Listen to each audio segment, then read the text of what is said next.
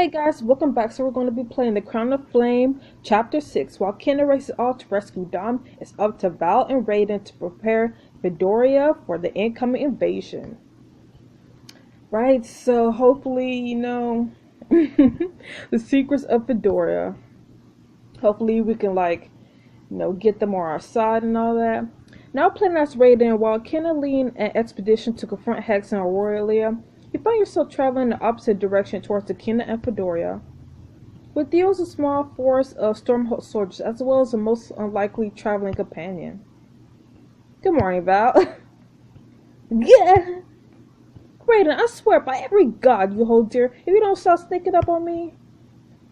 1,000 apologies. I shall endeavor to walk more loudly in your presence. Val turns back to the airship controls, muttering to herself after a moment. I bet you wish you were going to help Aurelia right now, it being your home and all. So are you doing alright? A twist of anguish grips your chest, but you brush it aside with practiced ease. I trust Ken and the others to handle the situation. Besides, we are needed elsewhere. That's code for, yeah, I'm upset. Guess I'm going to regret saying this, but for what it's worth, I'm glad you came along.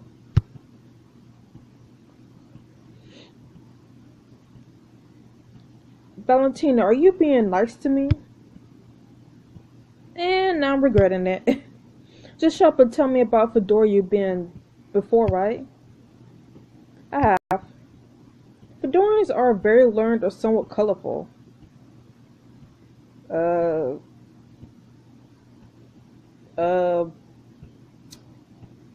is this a trick question? Very learned? In that, the capital city is home to the largest library in the Five Kingdoms.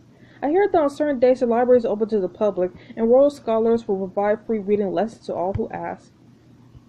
Oh boy, a whole kingdom of know-it-alls, you'll be right at home. You smell like Val's attempted insult, causing her to scowl and mutter to herself again. You'll soon have the opportunity to make your own assessment. Can't wait.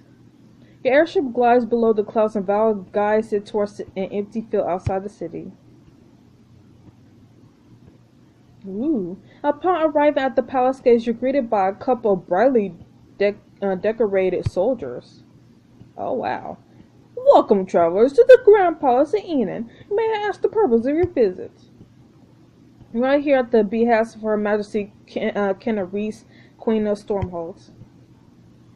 Kenna Reese, my word, I've heard such a remarkable stories about her. Did she really defeat the Blood King single-handedly? I heard she cut off his nose, and now wears it as a necklace. Really? How dreadful! I'm going to start cutting off noses if you don't last talk to whoever runs this joint. The queen is already on her way out. You don't have to be so rude about it. Yeah, calm yourself, Val. The palace door swings open. A primly dressed young woman emerges, surrounded by a routine of guards and courtiers. Oh, hello. My name is Orin. I'm not a math. Or Queen Orin, actually. So I'm not really used to the title. You look Orin up and down, observing the corner of a book protruding from her skirt pocket and black ink stains under her fingernails. I must say, I've never met a queen who was also... It's probably a scholar, right? Dang it, it was a scholar. Dang it. A woman follows her gaze to the stains under her fingernails and blushes. Oh, I'm not. I'm more of a scholar. I'm so hard to keep my hands clean while I'm taking notes. Of course, my mistake. No! I know, I'm probably not what you expected. My twin brother was supposed to inherit the throne, but well... pressed heaven. Queen Kenna spoke highly of him. I'm very sorry for... So, Tevin was part of... Wow. Dang. Thank you. We're grateful to have you here. Unfortunately, much of our armies was lost during the fight to reclaim Enon from King Luther's forces.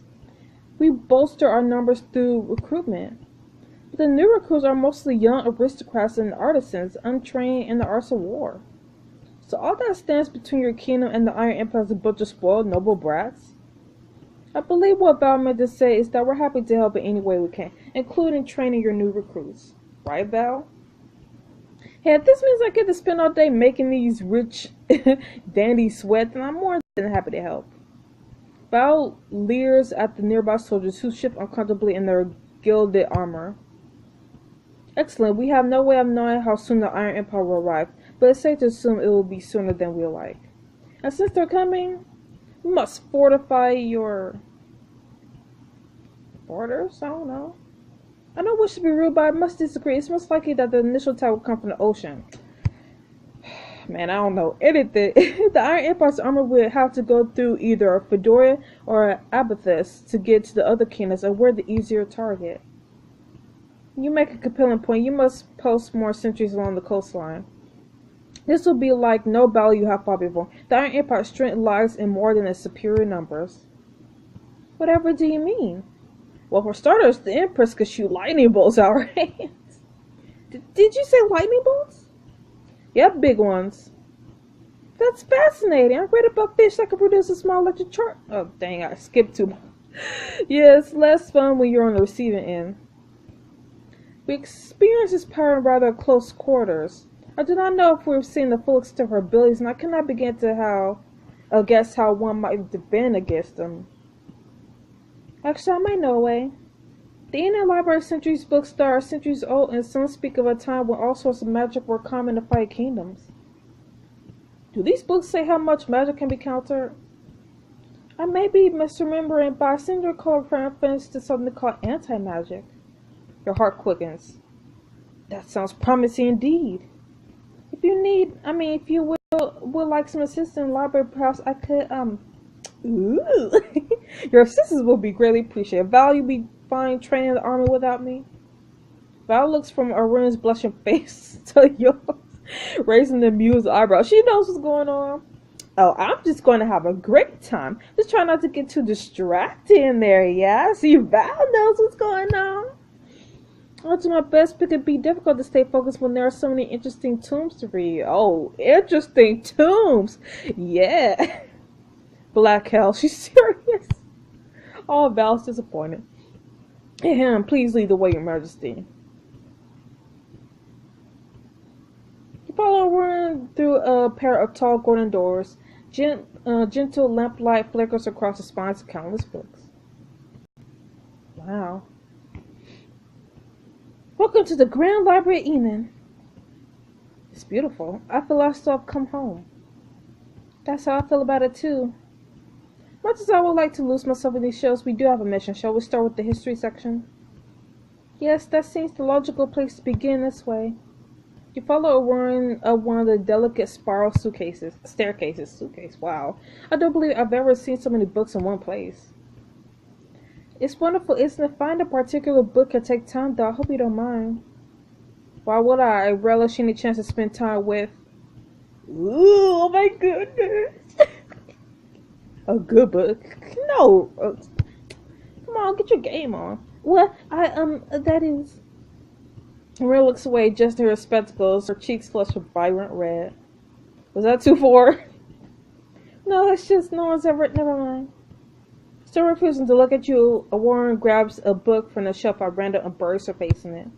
The two of you begin reading together in companionable silence, while later you find yourself engrossed in the book of mythology.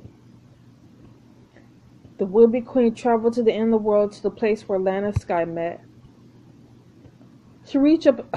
Skip too fast, dang it. The gods of Skyland warned the would-be queen that power was more than the mortal could bear. It would burn away her heart and leave her a hollow thing. Oh. Found something? You know what we're looking for? Just interesting. This book is a record of several Fydoran noble lines. There's mention of a young lord marrying a... Well, here they call her a fire witch. I beg your pardon? Warren holds open the book, showing you a drawing of a young woman with dark hair and a man who looks strikingly familiar. The heck? That man looks just like Dominic, and that woman has the same flame-shaped brand on her chest. Warren squints at the words written underneath the drawing. Laura Arden Alcantara... Okay, I can't! And his wife, Idara, family name unknown. What happened to them? It's a sad story, but I don't think it has anything to do with anti-magic. Ron closes the books and reaches up to return it to the shelf. Could it be? Could the people in that joint be Dominic's parents? Dang. Read the book to learn the story of Dominic's parents and why infant Dom was abandoned. Hex to the no, no, no, no. Silently, you watch as Ward slides the book back into its place on the shelf. She said it was a sad story. Perhaps it is better if Dominic never knows. Yeah, does he even know? I don't even remember if he knows. After another long hour of research, Warren lets out a dejected sigh. I found several references to magic and anti-magic, but no reputable scholar seems willing to make there anything more than folklore. But I just remembered that the library does have an extensive collection of ancient artifacts. Perhaps our search will yield more fruit there. In the ancient artifacts section, you wander among glass cases full of old broken objects, maps and scrolls, reliquaries, and strange, beautiful stones. Half of these are not even labeled. Enough mysteries here to last a lifetime. Small book catches your eye. Its leather cover cracked with age. Gently remove the book from its case and page through. Look here, these diagrams seem to show a figure negating magical attacks. Really? Let me see. Warren flips through the next several pages, which are full of an unintelligible script. It's all in ancient Irithi. No one spoke in that language in centuries. I might be able to pick out a few words, but you suddenly detect something tugs at your memory. I've seen this before. Zor gestures to an ancient carving over the balcony door. It says, "For every life a purpose." So ancient Irithi is not extinct after all. You turn to the back cover and see a small pocket sewn to the leather. There's something inside. Ooh. Orin holds the amulet up. You know how the flaws within the stone seem to bend or fracture the light. This is no stone I'm familiar with, yet another riddle for us to ponder. Drat these riddles. If we don't find some answers soon, I'll be very cross. You let out a chuckle, cause Orin to blush. Perhaps we should give ourselves a bit of a rest. I'm sure Val will be interested in hearing what we've discovered so far. Right now, so the two of you make your way out of the library. Now playing as Val, you sit slouched on the front steps of the palace, watching scores of Fydoran soldiers try and arrange themselves in ranks in the courtyard. That's it. I'm going to take a nap. Call me when they're done. Beside you, one of the Stormhold soldiers you brought along gives a snore of laughter. What? You thought teaching military discipline to Fydoran noble sons and daughters is going to be easy? Don't say anything about this one. I'm just here to teach them how to fight. Sir, why exactly is this a mercenary teaching us at all? Is she even an officer? Listen here, you gilded twit. I should say, I fought Iron Empire soldiers. Keep talking, I'll make you eat that helmet. Oh my goodness. I don't know. I fought Iron Empire soldiers? Now it's not different than fighting anywhere else. Maybe if you shut your mouth for 2 seconds, you'll find out. What? Why? I will not stand here and be spoken to you with such insolence. I'll have you know my father's a baron. Oh, well, in that case, you stand dusty yourself. I'll step down to the courtyard. What's your name, Mr. Baron's son? Claudius Umar III. Well, Claudius. You think... Seriously? No, you think I got nothing to teach you? Then why don't you leave? If only I had a few more. Excuse me? If you're going to be a stubborn git the whole time, then you're wasting my time and yours. Well, you're wrong on that count, at least. Claudius turns and marches away. A small crowd of soldiers follows his lead. Well, there goes the 10th of our fighting force. They have been useless anyway. Alright, the rest of you watch closely. Run through a simple routine of attacks and blocks with a Stormhold soldier, then set the rest of the soldiers to working on it in Paris. How about thee? Eek! A second soldier fumbles her practice sword, nearly dropping it. I'm sorry, I never fought anyone before. I never would have guessed. Maybe Mother was right. All I'm good for is dancing the balls and looking pretty. Hey, there's no rule against looking pretty and doing lots of violence. I'm living proof.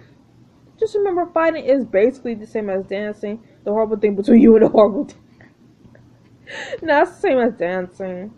Like, dancing how? You just need to learn the steps and practice them. Other than that, it's all about timing. Come on, let's try that again. 1, 2, 3. 1, 2, 3. You run through the moves again, counting off the run. A few minutes later, the soldier managed to score a hit on your shoulder. Oh, I did it! I hit you! Nice one. Also, ow. Excuse me, milady mercenary?